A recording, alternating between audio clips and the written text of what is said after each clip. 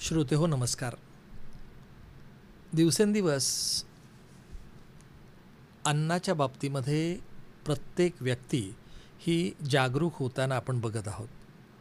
तर दुसरीकडे केंद्र सरकार आणि राज्य सरकार नैसर्गिक शेतीला प्रोत्साहन मिळावं म्हणून प्रयत्नशील आहे.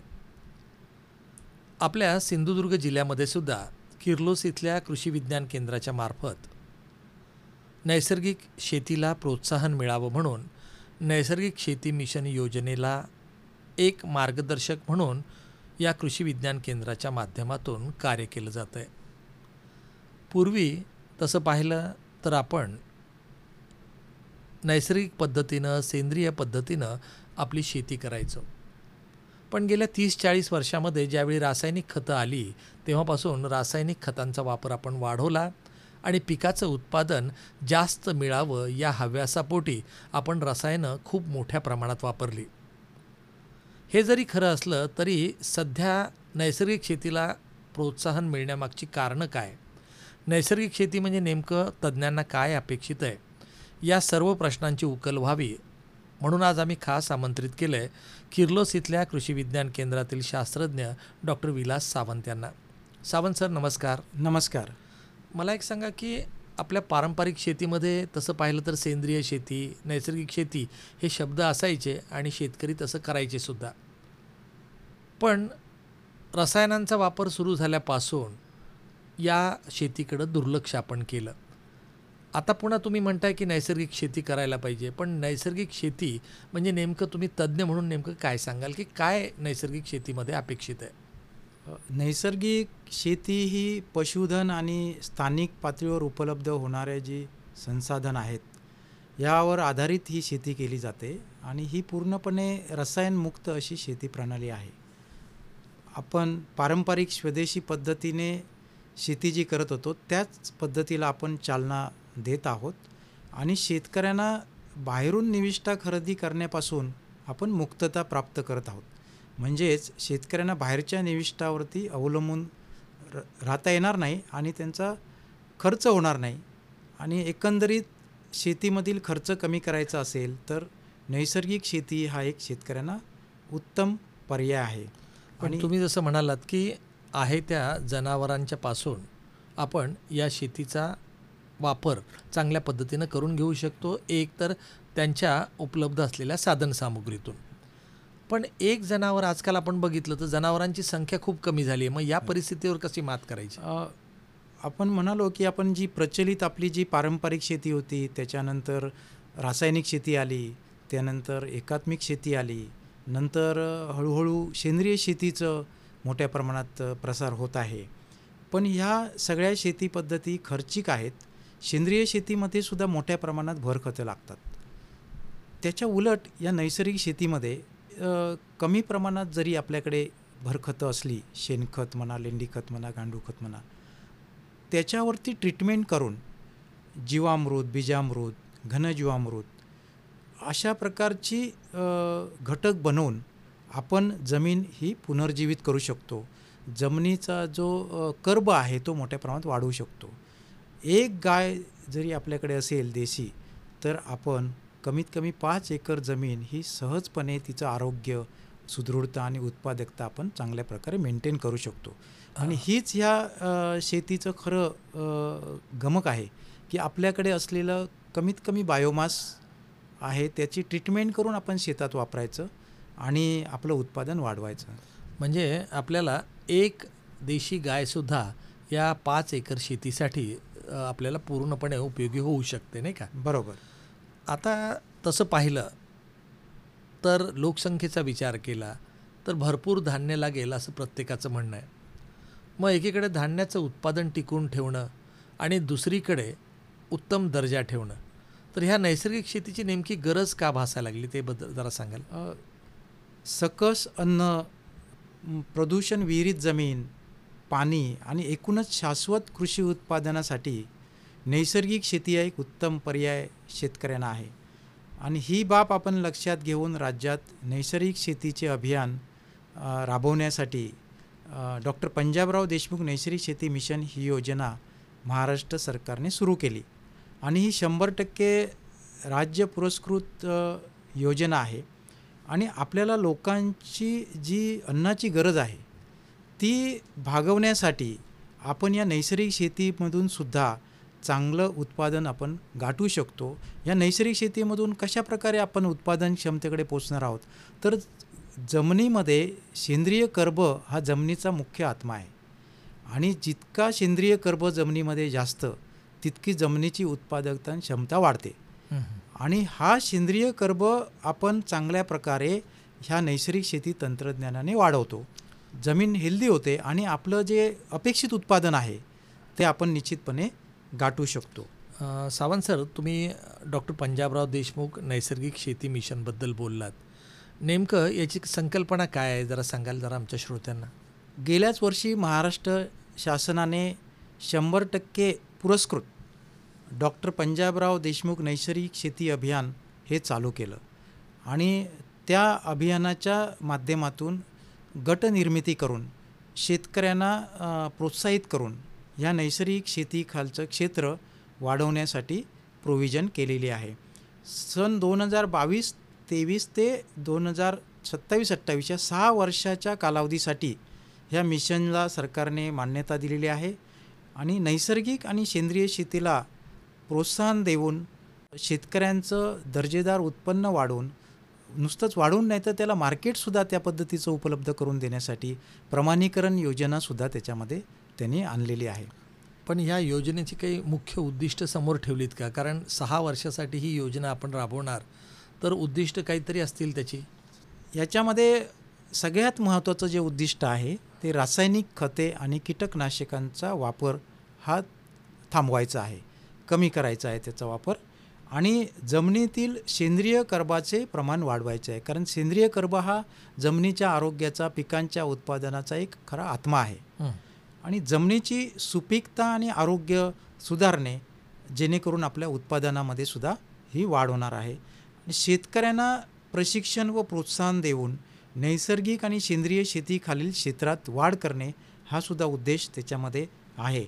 आणि नैसर्गिक शेतीमालाची मूल्य साखळी विकसित करणे, त्याला बाजारभाव मिळवून देण्यासाठी प्रयत्न करणे आणि शेतकरी गटांची स्थापना करून त्याच्यानंतर त्याचा समूह तयार करणे गटांचा आणि समूहानंतर शेतकरी उत्पादक कंपनी स्थापन करणे, म्हणजे शेतकऱ्यांना हे शेती उद्योगाकडे वळवायचं आहे. आणि हे या नैसर्गिक शेतीच्या माध्यमातून आपण सहजपणे आपण उद्योग क्षेत्रामध्ये जाऊ शकतो.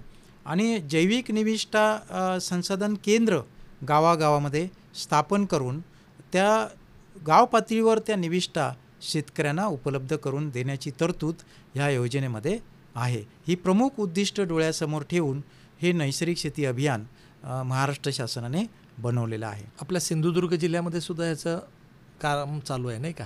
हो हो. म्हणजे उद्दिष्टामध्ये जर आपण बघितलं तर रासायनिक खतं आणि कीटकनाशकांचा वापर आपण थांबवायला पाहिजे, जमिनीमध्ये सेंद्रिय कर्बाचं प्रमाण वाढवायला पाहिजे आणि सगळ्यात महत्त्वाचं जे सांगितलं तुम्ही की एक बाजारपेठेच्या दृष्टीनं साखळी कशी तयार करता येईल, शेतकरी गटाची स्थापना कशी करता येईल आणि मार्केटिंगची व्यवस्था आपण त्यापासून निर्माण करू शकतो. आता दुसरा एक महत्त्वाचा प्रश्न असा आहे की शेतकऱ्यांना आपण सेंद्रिय शेतीबद्दल सांगत होतो, नैसर्गिक शेतीबद्दल सांगत आहोत. या मिशनच्या माध्यमातून आमच्या शेतकऱ्यांना काही सांगाल की सेंद्रिय आणि नैसर्गिक शेतीमध्ये नेमका काय फरक? बरोबर. सध्या सेंद्रिय आणि नैसर्गिक शेती या दोन्ही पद्धती खूप प्रचलित होत चाललेत आणि सेंद्रिय हा शब्द आपल्या सतत कानावर पडतो. सेंद्रिय पदार्थ असतात ते जे आपली लोक असतात ते खाण्यासाठी इच्छुक असतात आणि हे दोन्ही शब्द सध्या प्रचलित आहेत. या दोन्ही पद्धती ह्या रसायनमुक्त प्रणाली आहेत. याच्यामध्ये सेंद्रिय असू दे किंवा रासायनिक असू दे, नैसर्गिक असू दे, या पद्धतीमध्ये आपण रसायन कुठलं वापरत नाही. या दोन्ही पद्धतीमध्ये नेमका जो फरक आहे तो सेंद्रिय शेतीमध्ये शेताबाहेरील जैविक निविष्ठा मोठ्या प्रमाणात वापरल्या जातात आणि आज आपल्याला माहिती आहे मोठ्या प्रमाणात ह्या जैविक निविष्ठा उपलब्ध होणं फार कठीण गोष्ट आहे. आणि या उलट नैसर्गिक शेतीमध्ये लागणाऱ्या ज्या निविष्ठा आहेत त्या बाहेरून खरेदी कराव्या लागत नाही शेतकऱ्याला. त्याने आपल्या शेतावरती त्या सगळ्या निविष्ठा तयार करायच्या असतात आणि शेत आपलं एक स्वयंपूर्ण करायचं असतं आणि त्यामुळे उत्पादन खर्चात मोठ्या प्रमाणात बचत होते आणि शेतीमधील निव्वळ नफा जो आहे तो आपल्या नैसर्गिक शेतीमध्ये हा वाढतो. नैसर्गिक शेती ही देशी गाईचे शेण आणि गोमूत्र वर आधारित आहे आणि सेंद्रिय शेतीमध्ये मोठ्या प्रमाणात जी भरखते लागतात, तर नैसर्गिक शेतीमध्ये अगदी थोडक्या निविष्ठा भरखतं वापरून आपण ही शेती करू शकतो. म्हणजे सध्याचं जे चॅलेंज आहे की मोठ्या प्रमाणात भरखतं उपलब्ध होणे, त्याच्यावर मात करायची असेल तर आपल्याला नैसर्गिक शेती हा शेतीशिवाय उत्तम पर्याय नाही. पर्याय नाही. म्हणजे आपल्याला असं म्हणता येईल की जी बाहेरून आणायची कंपोस्ट खतं असतील, भरखतं जी आपण त्याला देतो, ते एक तर उपलब्ध पण नाही आहेत आणि दुसरीकडे महाग आपल्याला त्याच्यासाठी पैसे खर्च करावे लागतील. असं म्हटलं जातं साहेब की रासायनिक शेतीपेक्षा सेंद्रिय शेती खर्चिक आहे. बरोबर आहे. आणि त्यावर ह्या पद्धतीनं अगदी एक तुमची देशी गाय जर तुमच्याकडे असेल तर तुम्ही 5 एकरपर्यंत ही शेती नैसर्गिक पद्धतीनं करू शकता. आता आपण पुन्हा डॉक्टर पंजाबराव देशमुख नैसर्गिक शेती मिशनकडे येऊया.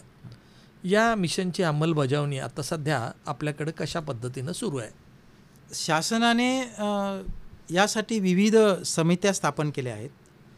यामध्ये राज्य पातळीवरती मिशनचं एक नियामक मंडळ आहे, त्याला आपण मिशन गव्हर्निंग काउन्सिल म्हणतो. आणि ही समितीचे जे महाराष्ट्र राज्याचे कृषी आयुक्त आहेत हे त्याचे अध्यक्ष आहेत. आणि या योजनेचे सचिव आहेत ते या प्रकल्प संचालक जे असतात या समितीचे आत्माचे ते याचे सचिव आहेत. आणि मिशनबाबत धोरणात्मक निर्णय घेणे, वार्षिक आराखड्यास मंजुरी देणे, योजनेचा आढावा घेणे आणि शासन स्तरावर धोरणात्मक निर्णयासाठी शिफारशी करणे हे या समितीचे मुख्य अधिकार व कार्य आहेत. ही राज्य पातळीवरची ही समिती आहे. आणि यानंतर मिशन कार्यकारी मंडळ म्हणजे मिशन मॅनेजमेंट काउन्सिल त्यानंतर असतं. आणि या काउन्सिलचे जे अध्यक्ष आहेत ते आत्माचे कृषी संचालक असतात, ते या समितीचे अध्यक्ष आहेत. आणि उपसंचालक हे त्याचे सचिव आहेत. आणि वार्षिक आराखडा तयार करणे, विविध योजनांचे अभिसरण करणे, म्हणजे एका योजनेतून दुसऱ्या योजनेमध्ये जेव्हा आपण पैसे ट्रान्सफर करतो तेव्हा त्याला अभिसरण असं म्हणतो. योजना अंमलबजावणीचे नियंत्रण करणे म्हणजे मॉनिटरिंग म्हणतो ज्याला आपण.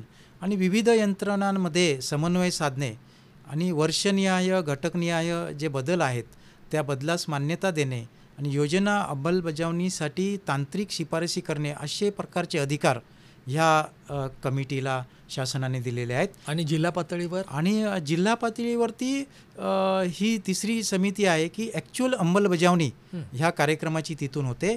हे जिल्हा मिशन व्यवस्थापन समिती ही जी असते त्याच्यामध्ये जिल्हा लेवलचे जे आत्माचे प्रकल्प संचालक असतात ते याचे अध्यक्ष आहेत. आणि जिल्हा लेवलचे जे उपसंचालक आहेत ते याचे सचिव म्हणून कार्यरत आहेत. आणि जो या योजनेचा जो वार्षिक आराखडा आहे जिल्हा लेवलचा तो तयार करणे, जिल्ह्यात अंतर्गत विविध योजनांचे अभिसरण करणे, जिल्ह्यात योजनेची अंमलबजावणी करणे, विविध योजनांचे समन्वय करणे, अशा प्रकारचे अधिकार ह्या जिल्हास्तरीय समितीला दिलेले आहेत. आणि ॲक्च्युअल जे अंमलबजावणी आहे ते हे आत्मा विभाग हे कृषी विभागाच्या माध्यमातून जिल्ह्यात चालू केलेले आहे. पण आता याच्यासाठी काही असं लक्ष समोर ठेवलेलं आहे का? हो, आता ही 100% राज्य पुरस्कृत योजना आहे. म्हणजे जी काही याला लागणारा जो निधी आहे तो आपल्या महाराष्ट्र सरकारने मंजूर केलेला आहे. आणि 6 वर्षाच्या कालावधीसाठी ही योजना मंजूर झालेली आहे. या 6 वर्षात जवळपास 13,220 शेतकरी गट स्थापन करण्याचं लक्ष्यांक हे ठेवलेलं आहे पूर्ण महाराष्ट्रामध्ये. आणि 6.61 लाख हेक्टर क्षेत्र हे नैसर्गिक शेतीखाली आणण्याचं उद्दिष्ट हे सरकारने ठेवलेलं आहे. आणि तसेच या माध्यमातून संपूर्ण महाराष्ट्रभर 1,322 शेतकरी उत्पादक कंपन्या येत्या 6 वर्षात स्थापन करण्याचं प्रस्तावित आहे. आणि आर्थिक तरतूद जर आपण म्हटली तर प्रति हेक्टरी 13,464 रुपये अनुदान शासनाने प्रतिवर्ष हे मंजूर केलेलं आहे. त्याचा हा मापदंड आहे. आणि 6 वर्षाकाठी मिळून जवळपास 1,086.29 कोटीची तरतूद या मिशनमध्ये महाराष्ट्र सरकारने ही केलेली आहे. आपल्या सिंधुदुर्ग जिल्ह्याचा जर आपण विचार केला तर या वर्षामध्ये 12 कंपन्या ह्या प्रस्तावित आहेत. त्याची स्थापनेचं काम प्रगतीपथावर आहे. आणि 5,000 हेक्टर क्षेत्र हे आपण यावर्षी या निविष्ठामध्ये समाविष्ट केलेलं आहे. पण आता शेतकऱ्यांची निवड असेल, गट आणि कंपन्या असतील किंवा सोसायटी असेल, तर हे जर आपल्याला स्थापन करायचं असेल तर नेमकं काय केलं जातं? या योजनेमध्ये एका शेतकऱ्याला 2 हेक्टरच्या मर्यादेत अनुदानचा लाभ शेतकरी घेऊ शकतो. या पद्धतीने शेती करणारे शेतकरी नैसर्गिक अथवा सेंद्रिय प्रमाणीकरणासाठी पात्र राहतात. आणि 3 वर्ष जर शेतकऱ्याने अशा पद्धतीने शेती केली तर त्याला नैसर्गिक शेतीचं प्रमाणपत्र मिळवून देण्याचं या योजनेमध्ये समाविष्ट हे केलेलं आहे. आणि एका गटाचे कमीत कमी 10 हेक्टर क्षेत्र असणं गरजेचं आहे आणि जास्तीत जास्त 50 हेक्टर क्षेत्र एका गटाचं असलं तरी आपण ते चालू शकतं. आपल्या कोकणामध्ये मात्र ही शिथिलता दिलेली आहे, कारण कोकणामध्ये 50 हेक्टर क्षेत्र एक क्षेत्री मिळणं, एका गावात मिळणं ही मोठी अवघड आहे. म्हणून कोकणासाठी 10 हेक्टरचं जी मर्यादा आहे ती मंजूर केलेली आहे. पण एखाद्या ठिकाणी समजा 50 हेक्टर असू शकेल तर आपण 50 हेक्टरच्या मर्यादेत सुद्धा गट स्थापन करू शकतो. आणि 500 हेक्टरचं मिळून जेव्हा आपण समूह तयार करतो तेव्हा त्याची एक आपण शेतकरी उत्पादक कंपनी ही स्थापन करता येते. गट स्थापन करण्यापासून कंपनी स्थापन करेपर्यंत 67 लाखाचं अनुदान ह्या योजनेमध्ये 3 वर्षाकाठी शासनाने तरतूद केलेला आहे. अजूनही बरेच शेतकरी याचा लाभ घेतील असं आपण म्हणूया. सावंत सर, याच धर्तीवर जसं महाराष्ट्र शासनाने ही योजना सुरू केली आहे, केंद्र सरकारच्याही काही योजना असतील? हो, केंद्र सरकारने तर याच्यापूर्वीच काही योजना सुरू केल्या आहेत. त्यामध्ये प्राधान्याने केंद्र पुरस्कृत परंपरागत कृषी विकास योजना, म्हणजे ज्याला आपण PKVY म्हणतो, ही योजना केंद्राची गेली 5 वर्ष चालू आहे. त्यानंतर केंद्र पुरस्कृत परंपरागत कृषी विकास योजनेअंतर्गत मोठ्या क्षेत्रातील प्रमाणीकरण म्हणजे लार्ज एरिया सर्टिफिकेशन आपण ज्याला म्हणतो, कारण सेंद्रिय आणि नैसर्गिक शेती करणाऱ्या शेतकऱ्यांकडे जर प्रमाणपत्र असेल तरच त्यांचा माल हा त्या भावाने किंवा मार्केटमध्ये ब्रँडखाली त्या विकला जाऊ शकतो. म्हणून ती प्रमाणीकरण योजना आहे. आणि केंद्र पुरस्कृत राष्ट्रीय शेती मिशन ही सुद्धा योजना आहे. गेल्याच महिन्यामध्ये केंद्र पुरस्कृत राष्ट्रीय शेती मिशन योजनेसाठी केंद्र सरकारने 3,000 कोटीचं बजेट हे मंजूर केलं आहे. पण आता आपल्या कृषी विज्ञान केंद्राच्या माध्यमातून सिंधुदुर्ग जिल्ह्यामध्ये हे काम, याचा प्रचार केला जातो. नेमकं या कामाचं स्वरूप कशा पद्धतीचं आहे? ही योजना स्थापन करण्यामध्ये आमच्या कृषी विज्ञान केंद्राचा मोठा सिंहाचा वाटा आहे. कारण डॉक्टर पंजाबराव देशमुख नैसर्गिक शेती अभियानाची स्थापना करताना शासनाकडे पाठपुरावा केला. त्याच्यानंतर ही पॉलिसी डेव्हलप करण्यासाठी आम्ही कृषी विज्ञान केंद्राने खूप मोठी मेहनत घेतली.